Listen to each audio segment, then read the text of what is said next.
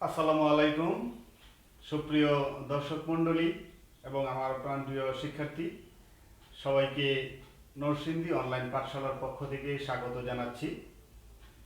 আমার আজকের পাঠের বিষয় নবম দশম শ্রেণীর গণিত ষষ্ঠ অধ্যায় অনুশীলনী 6.3 এর সৃজনশীল প্রশ্ন 19 নাম্বার। একটা সৃজনশীল প্রশ্ন নিয়ে আজকে আলোচনা করব, যেই সৃজনশীল প্রশ্নের মাধ্যমে তোমাদের সকল ধরনের সৃজনশীল প্রশ্ন সম্পর্কে একটা ভালো ধারণা সৃষ্টি হবে। তো শিক্ষার্থীবৃন্দ, তোমরা গণিতটাকে খুব ভালোবাসতে শেখো। গণিতের মধ্যে যে জ্যামিতির বিভাগটা আছে, জ্যামিতির যে অংশটা আছে, এই জ্যামিতি কিন্তু ব্যক্তিগতভাবে খুব প্রিয় বিষয়। গণিতের মধ্যে জ্যামিতি আমার কাছে সবচেয়ে ভালো লাগে, কারণ জ্যামিতি কিন্তু সাধারণত যুক্তি দিয়ে এটার একটা সঠিক সিদ্ধান্তে পৌঁছা যায়, সঠিক প্রমাণ করে দেখানো যায় যুক্তি দিয়ে, যেই যুক্তিগুলি যে কোনো মানুষের পক্ষেই বোঝা সম্ভব। তো আজকে আমি শুরু করব আমার যেই 19 নম্বর যে সৃজনশীল প্রশ্ন। আমি প্রশ্নটা বোর্ডে লিখি, পুরাটা প্রশ্ন লিখি, কারণ বোর্ডে লিখে আমার বোর্ডটা জায়গায় চলে যাবে, করে দেখাতে পারবো না। শুধু আমি উদ্দীপকটা লিখছি এখান থেকে। উদ্দীপকটা হচ্ছে ত্রিভুজ এবিসি ত্রিভুজের এক কোণ সমান এক সমকোণ। প্রশ্নের উদ্দীপক হচ্ছে এরকম: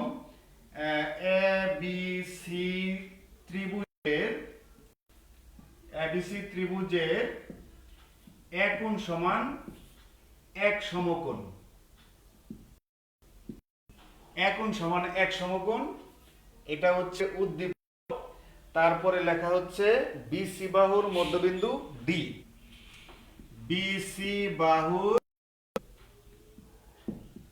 মধ্যবিন্দু ডি, এইটুকুই হচ্ছে উদ্দীপক। তো তোমাদের এই জ্যামিতি প্রশ্নের বেলায় খুব ভালো মনোযোগ সহকারে উদ্দীপকটা ভালো করে খেয়াল করতে হবে যে উদ্দীপকে কি লেখা আছে। দেখো, এবিসি ত্রিভুজের সমান এক সমকোণ। তো প্রথমত একটা এবিসি ত্রিভুজ আঁকতে হবে, যেই ত্রিভুজটার যেহেতু লেখা আছে এক কোণ সমান এক সমকোণ, তাহলে তোমার প্রথমেই এবিসি যে কোনো ধরনের ত্রিভুজ আঁকলে হবে না। এখানে এমন একটা ত্রিভুজ আঁকতে হবে যেই ত্রিভুজের একটা কোণ এক সমকোণ হবে, যেই কোণটা এক সমকোণ হবে সেই কোণার মধ্যে এ অক্ষরটা বসাবে। তারপরে বিসি বাহুর মধ্যবিন্দু ডি। আমরা পরে দিতে পারবো, বিসি বাহুর মধ্যবিন্দু অনুমান করে বসাতে পারবো। তো প্রথমত আমার কি করতে হবে, একটা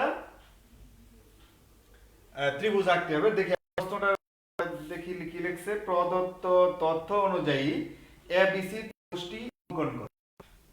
ক নাম্বার প্রশ্নটাই হচ্ছে খুব সহজ থাকে, যে তুমি আসলে এই এখানে জ্ঞানমূলক এবং অনুধাবনমূলক, যেহেতু ক নাম্বার দুই মার্ক থাকে, জ্ঞানমূলক এক, অনুধাবনমূলক এক, এই দুই নাম্বার মিলে হচ্ছে ক নাম্বার। তো এখানে তোমার সমকোণী ত্রিভুজ সম্পর্কে তোমার ধারণা আছে কিনা, এটা হচ্ছে জ্ঞানমূলক। তারপরে এই যে এইখানে যে বর্ণনা দেওয়া আছে, যে অক্ষরগুলি আছে, এই অক্ষরগুলি তুমি অনুধাবন শক্তি কিরকম এটা তুমি এখানে দেখতে পারো, মানে চিহ্নিত চিত্র আঁকতে পারলেই তোমার 2 নাম্বার পাওয়া যাবে। এখানে লেখা আছে প্রদত্ত তথ্য অনুযায়ী এবিসি ত্রিভুজটি অঙ্কন করো। যে তথ্য দেওয়া আছে এটা ক নাম্বারের আনসার। ক নাম্বার দিয়ে তুমি প্রথমে কি করবে, চিত্রটা আঁকতে হবে। চিত্র আঁকবে হচ্ছে একটা সমকোণী ত্রিভুজ অবশ্যই আঁকতে হবে। সমকোণী ত্রিভুজ আঁকলাম।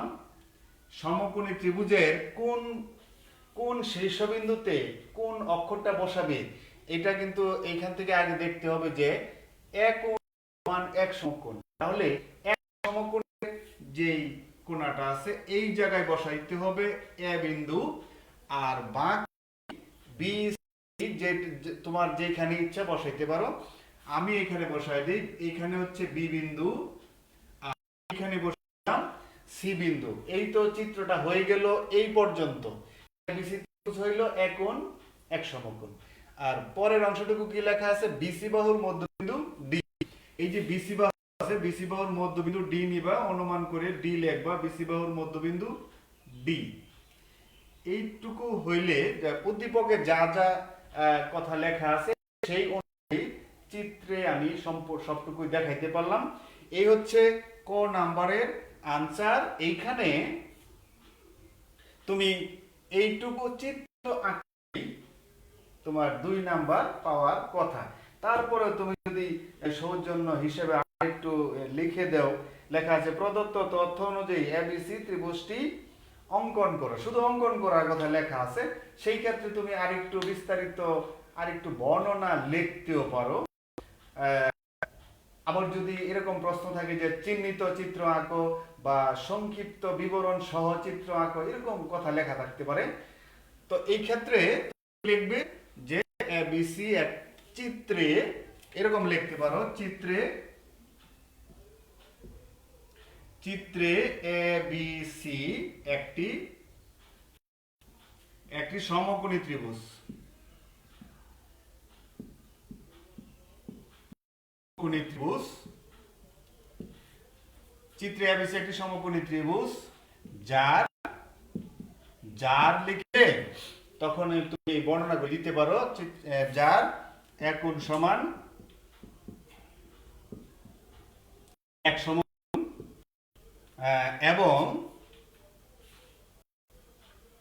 এবং বিসি বাহুর মধ্যবিন্দু ডি। হুবহু উদ্দীপকটাই আর কি, বর্ণনা। এখানে আর বাড়তি কোনো বর্ণনা দেওয়ার মতো কোনো সুযোগ নাই। তো এইটুকু হইল ক নাম্বার। তারপরে আমরা যাই আসলে খ নাম্বার। গ নাম্বারটা হচ্ছে আসলে বোঝার বিষয়।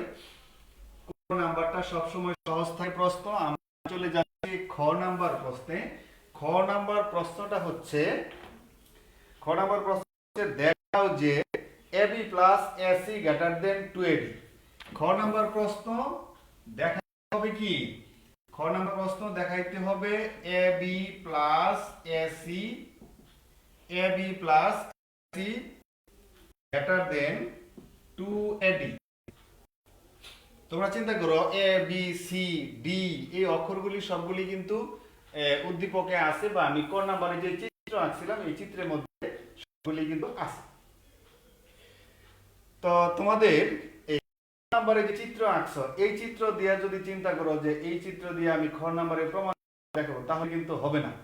প্রত্যেকটা ক খ গ তিনটাতেই কিন্তু আলাদা আলাদা চিত্র আঁকতে হবে, কারণ চিত্র ছাড়া কোনোই এই উপপাদ্য বা সম্পাদ্য যাই বলো, চিত্র ছাড়া এগুলির বর্ণনা বা প্রমাণ হয় না।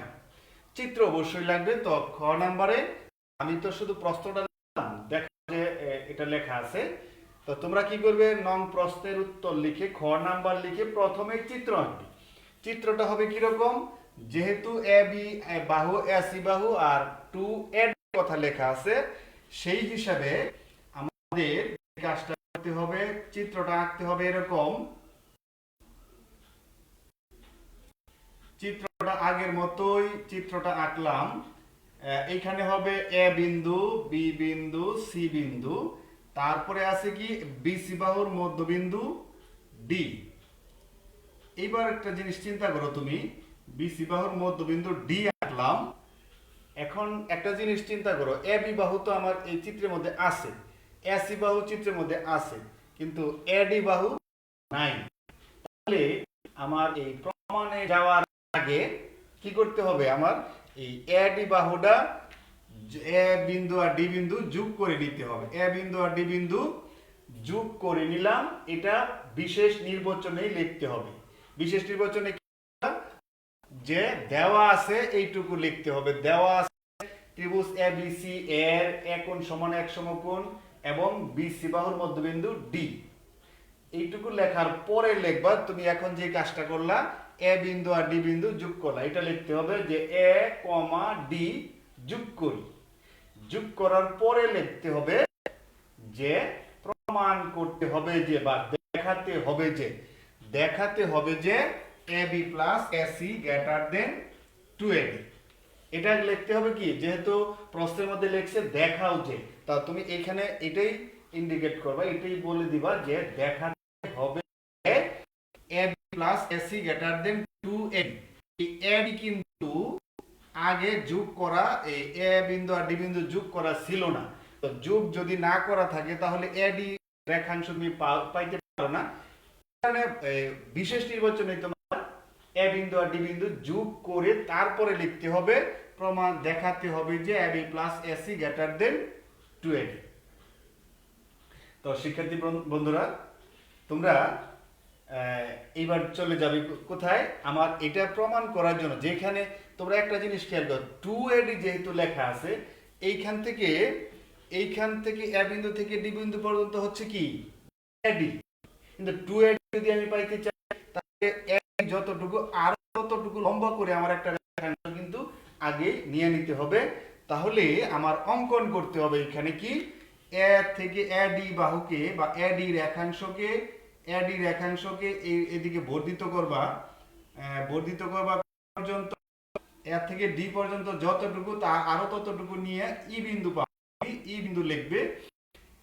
তাহলে ad রেখাংশকে ই পর্যন্ত বর্ধিত করি, যেন আন্দাজে বর্ধিত করলে তো হবে না, কতটুকু বর্ধিত করবা, যেন ad সমান d হয়। তারপরে লিখবা সি ই যোগ করি, সি বিন্দু আর বিন্দু যোগ করে দিবি। সি বিন্দু আর ই বিন্দু যোগ করে দেওয়ার পরে মানে এটুকুই হচ্ছে অঙ্কন শেষ। অঙ্কনটা আমি আর বোর্ডে লিখলাম না, তোমরা আমার ভিডিওটা দেখে তোমরা নিজেদের খাতায় অঙ্কনটা লিখে নিবে। অঙ্কনটা আমি আবার বলছি কি, এই রেখাংশকে ই পর্যন্ত ভাবে বর্ধিত করি যেন ad সমান DE হয়। সি বিন্দু ই কমা ই যোগ করি, অঙ্কন শেষ। তারপরে আসে এবার প্রমাণের বেলায়। প্রমাণ করব আমরা, প্রমাণটা একটু লিখে দিই। প্রমাণ করব আমরা কি, প্রথমেই এই যে আমরা এক্সট্রাটা এখানে প্রমাণ করব, এটা প্রত্যেকটা এক্সট্রা মানে অনুশীলনের প্রত্যেকটা প্রশ্নই কিন্তু এর আগে যে বর্ণনা দেওয়া ছিল উপপাদ্যগুলি, ওইটা কোনো না কোনোটার প্রমাণ এখানে মানে অন্যভাবে একটু আগে, মনে করো শুধু বাংলায় বর্ণনা লেখা ছিল, কোনো অক্ষর দিয়ে ইন্ডিকেট করে নাই। এইখানে অনুশীলনীতে এরকম বিভিন্ন অক্ষর দিয়ে, বিভিন্ন অক্ষর প্রতীক দিয়ে তোমাদেরকে বিভিন্ন ধরনের প্রশ্ন করবে। আগে যেগুলি ছিল উপপাদ্য হিসেবে এইগুলিরই কোনো না কোনো ভাবে প্রমাণ চাইবে এখানে। তো আমাদের এইটার মধ্যে এটা প্রমাণ করতে যে উপপাদ্যটার সাহায্য লাগে, এটা হচ্ছে যে ত্রিভুজের তিন কোণের সমষ্টি, ত্রিভুজের যে কোনো দুই বাহুর সমষ্টি তৃতীয় বাহু অপেক্ষা বৃহত্তর, এরকম একটা উপপাদ্য আমি আলোচনা করেছিলাম আগে। তো সেই উপপাদ্যের প্রমাণ, সেই উপপাদ্যের সিদ্ধান্তটা আজকের এই এক্সট্রাতে সিদ্ধান্ত মানে সূত্র হিসাবে কাজে লাগবে।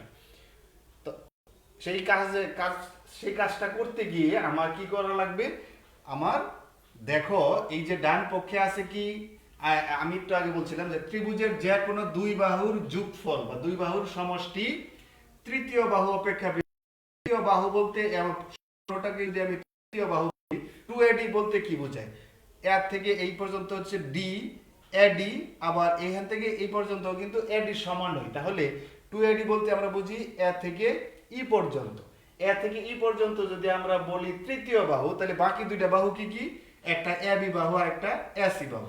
ac বাহু তো একটা আছে, আরেকটা বাহু ce, যেটা এইটা আমাকে কি করতে হবে, ab বাহুর সমান, এটা আগে করতে হবে প্রমাণ। এটা প্রমাণ করার জন্য আগে আমার এই ত্রিভুজ আর এই ত্রিভুজ, দুইটা ত্রিভুজ সর্বসম বানাইতে হবে। দেখো ছোট্ট একটা, কিন্তু আমার মোটামুটি বড় সড়ো একটা কাজ, ছোট্ট একটা প্রমাণের জন্য আমরা সবসময় কি করি, ফল বুক করি, একটা ফল বুক করি, কিন্তু এটার জন্য কাজ করতে হয় অনেক। আমরা কি করব, সিই আর এ বি সমান এটা প্রমাণ করার জন্য এই ত্রিভুজ আর এই ত্রিভুজ সম প্রমাণ করব। তার জন্য কি করতে হবে, লিখবা ত্রিভুজ এ বি ডি। এই ত্রিভুজটার নাম হচ্ছে ত্রিভুজ এ বি ডি, আর এটার ঠিক এই পাশটার নাম হচ্ছে কি সি ডি ই, এবং এবং ত্রিভুজ সি ডি ই এর মধ্যে আমার যেহেতু উদ্দেশ্য হচ্ছে সর্বসম প্রমাণ করব, তাহলে এই দুইটা ত্রিভুজের মধ্যে কি কি আইটেম সমান আমরা দেখাইতে পারি, দেখব।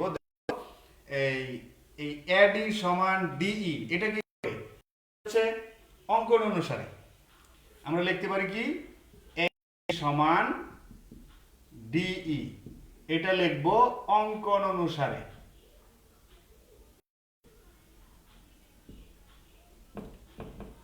অঙ্কন অনুসারে তারপরে আছে বিডি সমান সিডি, বিডি সমান সিডি।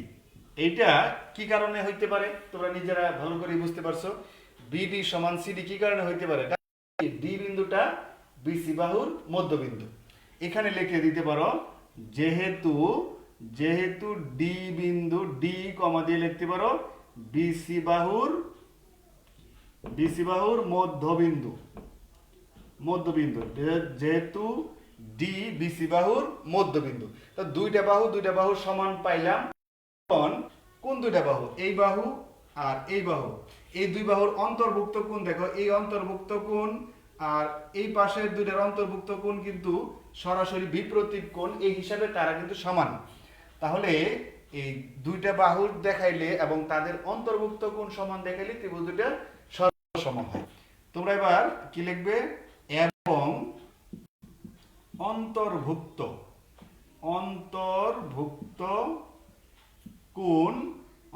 কোণের নাম কি, বা এই দুইটা বাহুর অন্তর্ভুক্ত কোণের নাম দেখো, ডি বিন্দুটা কমন, তো তাহলে ডি বিন্দুটা হবে মধ্যে, এ ডি বি কোণ সমান অন্তর্ভুক্ত কোণ হবে ডি বিন্দুটা কমন, তাহলে কি হবে সি ডি। দেখো দুইটা ত্রিভুজের মধ্যে দুইটা বাহু আর একটা কোণ সমান, অন্তর্ভুক্ত কোণ সমান দেখাইলে অতএব লেখা যায়, অতএব ত্রিভুজ, যে দুইটা ত্রিভুজের কথা আগে লেখা হয়েছিল, এই দুইটা ত্রিভুজে এ বি ডি ত্রিভুজ সর্বসম হবে ত্রিভুজ সি ডি ই।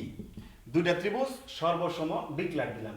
সর্বসম ডিক্লেয়ার দিলাম তার মানে কি, যে তিনটা আইটেম সমান দেখায় ডিক্লেয়ার দিলাম, আর বাকি যে তিনটা আইটেম আছে ওই তিনটা আইটেমও এখন আমরা সমান লিখতে পারবো। তাহলে আমরা একটা সবগুলির দরকার নাই, আমার একটা জিনিসই দরকার। অতএব সিদ্ধান্ত নিলাম কি, এ বি সমান সিই। অতএব এ বি সমান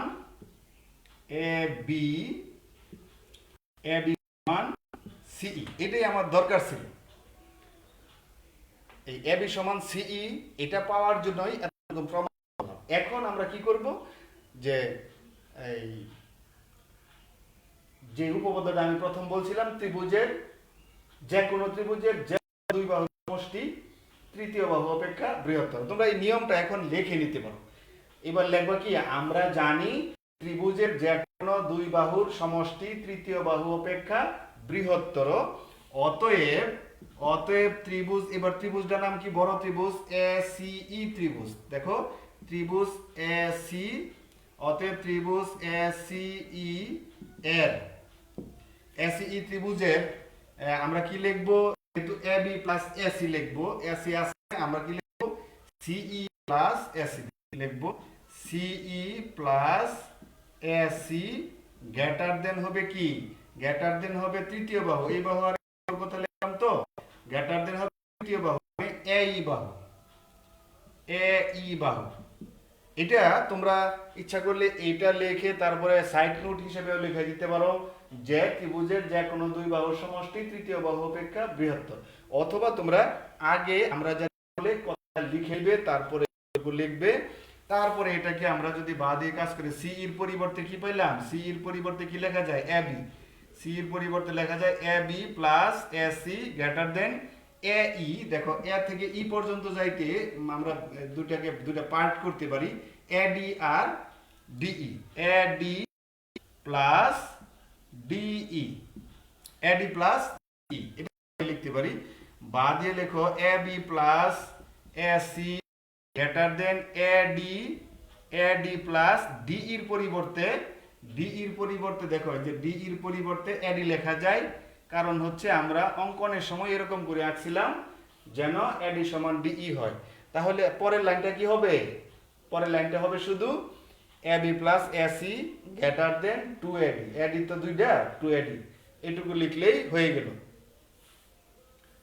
আমরা কি পাইলাম? AB plus AC greater than 2AD দেখানো হলো।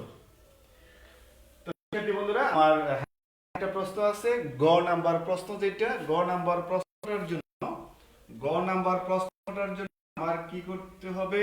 আবার চিত্র আঁকতে হবে, আবার চিত্র আঁকতে হবে উদ্দীপকের সাহায্যে, এবং গ নাম্বার প্রশ্নে আর কি কি লেখা আছে ওই অনুসারে আর চিত্র আঁকতে হবে। তো গ নাম্বার প্রশ্নে লেখা আছে, প্রমাণ করো যে এডি সমান half BC, AD equal half BC. গ নাম্বার প্রশ্নটা, গ নাম্বার প্রশ্নটা আমি এখানে লিখি। গ নাম্বার প্রশ্নটা হচ্ছে, প্রমাণ করো যে এডি ইকুয়ালস টু হাফ বিসি। তো এটার জন্য আমার কি করতে হবে? আগের মতো করতে হবে। চিত্রটা আমি একটু এই দিকে আঁকি যাতে তোমাদের দেখতে সুবিধা হয়। আগের মতো ওই চিত্রটা হবে কি,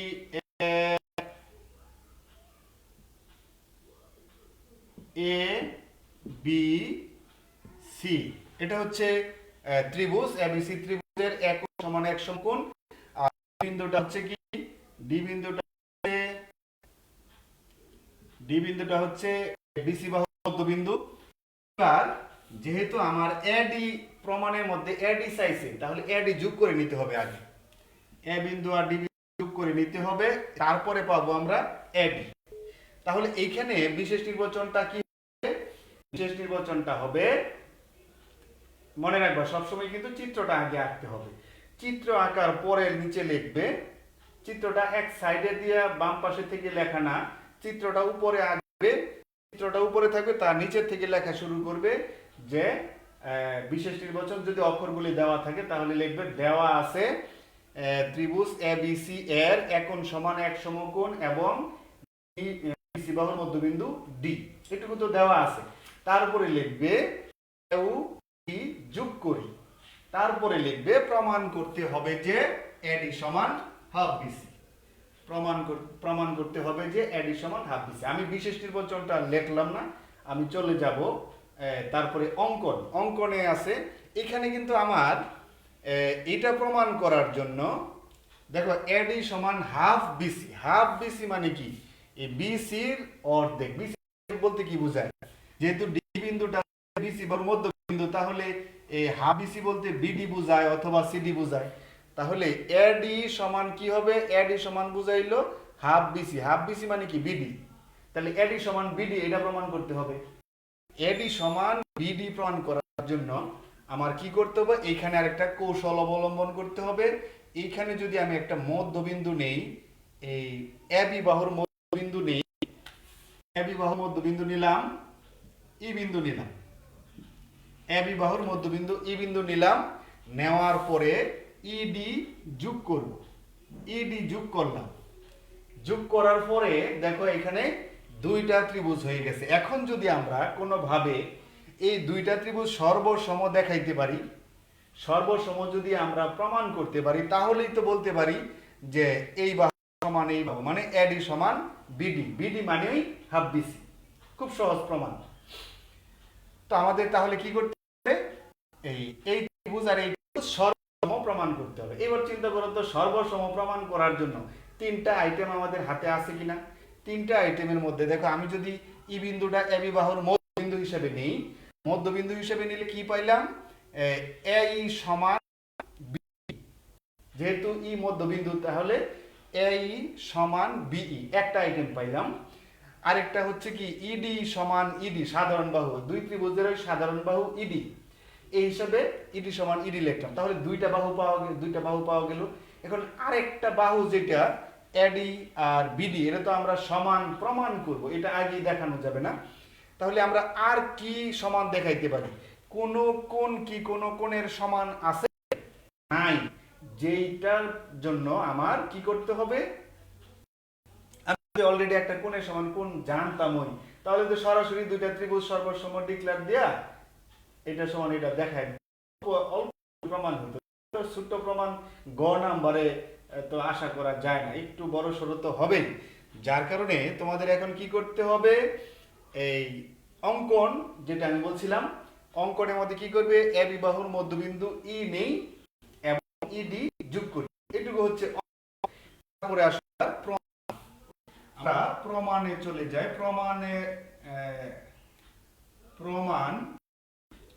প্রমাণের মধ্যে তোমরা লিখবে, প্রমাণের মধ্যে লিখবে যে আগে উপপাদ্য পড়ছিলাম, উপপাদ্য সম্ভবত 15, উপপাদ্যতে কি পড়ছিলাম যে ত্রিভুজের যে কোনো দুই বাহুর মধ্যবিন্দু সংযোজক রেখাংশ কি হয়, তৃতীয় বাহুর সমান্তরাল হয় এবং দৈর্ঘ্যে তার অর্ধেক হয়।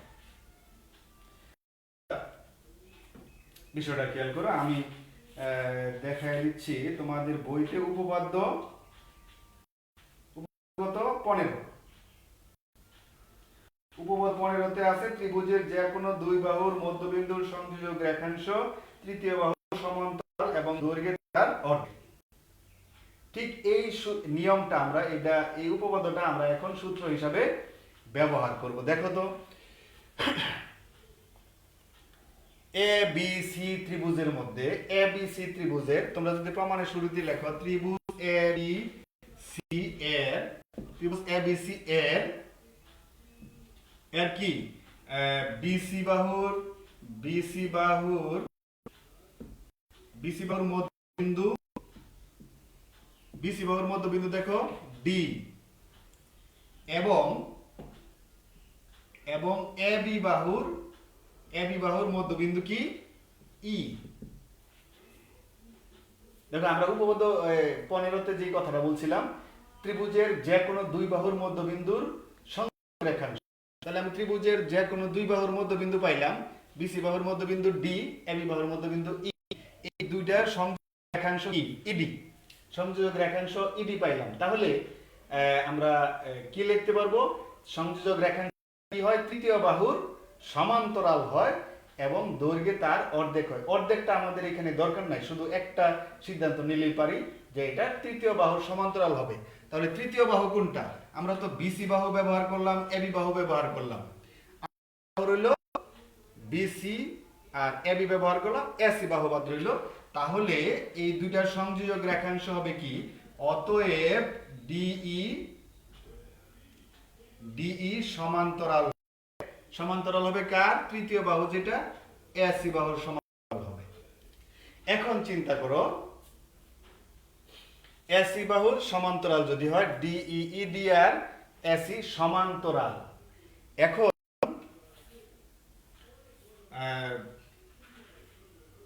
লিখতে পারো, এখন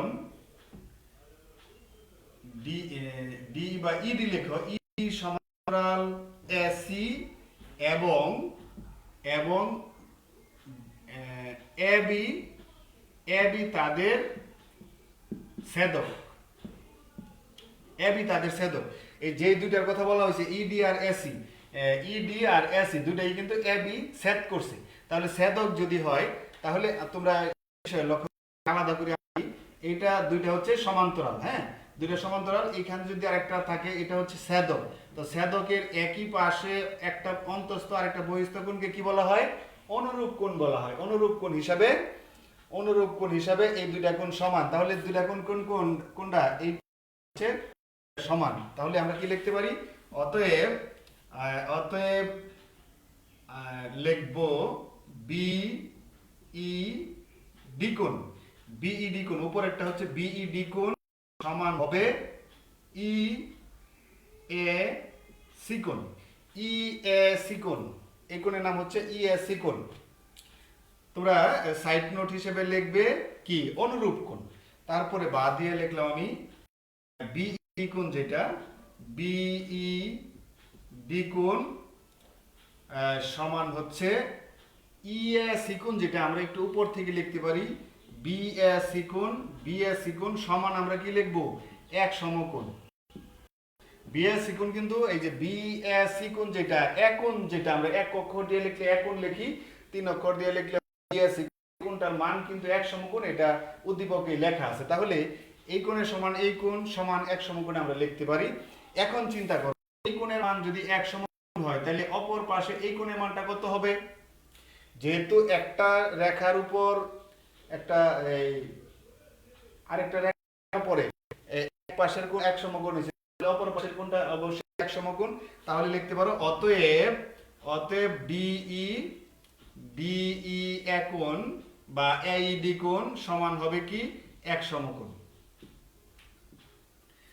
আমরা কি পাইলাম, এই পাশের কোণ সমান এক সমকোণ, এই পাশের কোণ সমানও এক সমকোণ। আমি একটু আগে কিন্তু দুইটা কোণ সমানের অভাব ফিল করছিলাম, যে দুই সমান দেখতে পারি, কিন্তু আর একটা কোণ যদি সমান দেখাইতে পারতাম তাইলে সর্বসম হইতো। তো আরেকটা কোণ কিন্তু সমান হয়ে গেছে, এই কোণের সমানও এক সমকোণ, এই কোণের সমানও এক সমকোণ। তাহলে আমরা দুইটা কোণ সমান পাইলাম। এখন আমরা কি করব, দুইটা ত্রিভুজ সর্বসম, এই যে এই ত্রিভুজ আর এই ত্রিভুজ সর্বসম প্রমাণ করব। সর্বসম প্রমাণ করলে আমরা লিখতে পারবো অতএব এডি সমান বিডি, আর বিডির পরিবর্তে লিখতে পারবো হাফ বিসি। তাহলে প্রমাণ হয়ে গেল।